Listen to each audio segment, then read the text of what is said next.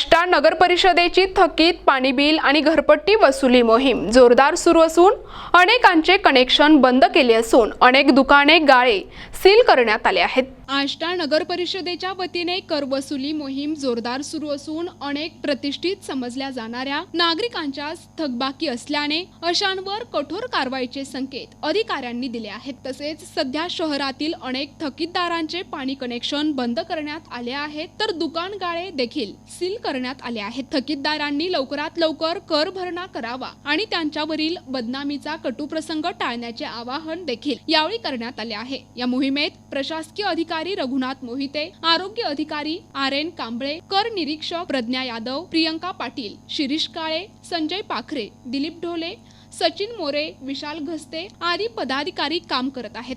सर्व नागरिकांना आवाहन करण्यात येते की आपल्या शहरातील सर्व थकबाकीदार यांनी आपली थकबाकी मालमत्ता कर, पाणी व घरपट्टी लवकरात लवकर भरून नगर परिषदेस सहकार्य करावे व कठोर कारवाई करण्याची वेळ आपल्यावर व आपल्या संबंधावर येऊ नये अशीच मी विनंती करतो। आष्टा शहरातील सर्व नागरिकांनी तसेच जे व्यावसायिक आहेत त्यांनी आपले संकलित कर, घरपट्टी, पाणीपट्टी भरून नगर परिषद सहकार्य करावे व कोणताही कटू प्रसंग टाळण्यासाठी नगर परिषद सहकार्य करावे।